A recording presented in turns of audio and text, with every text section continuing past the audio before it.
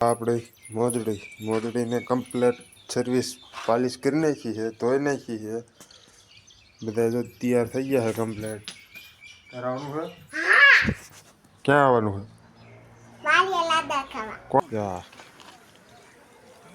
અમે રોટલીનું કામકાજ હાલે છે.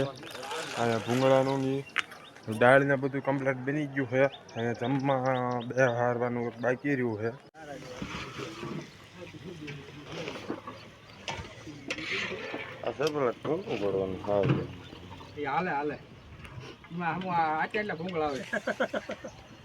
આ જો જમણવાર કમ્પ્લેટ ચાલુ થઈ ગયું છે. આપણો વારો આવ્યો તો આ બધા ગાડલા રહ્યા લઈને થપ્પો મારવાનો.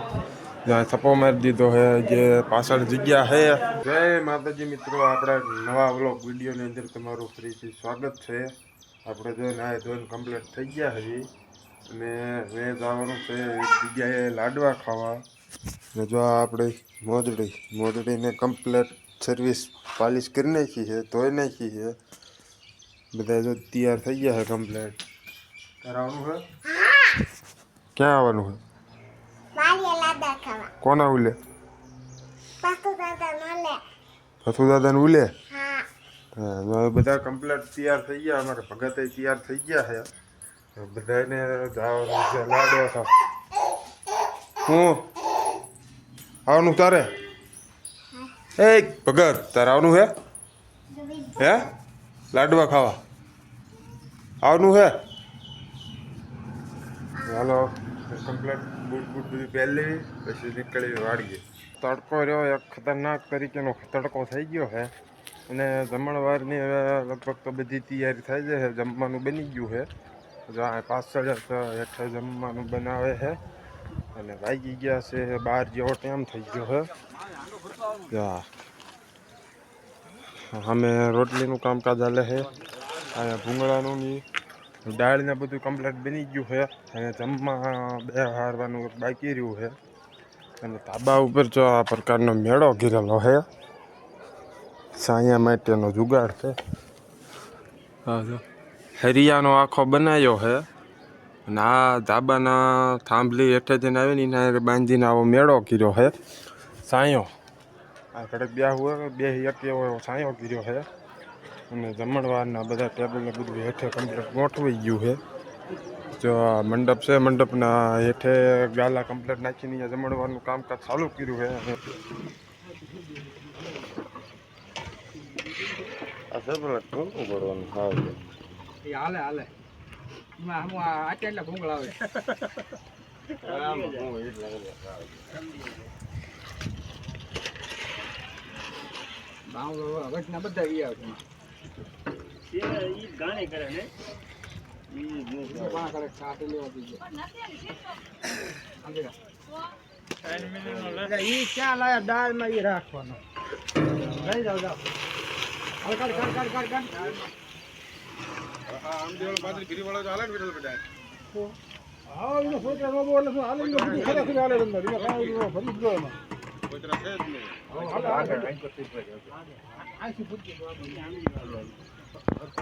આ જો જમણવાર કમ્પ્લીટ ચાલુ થઈ ગયું છે.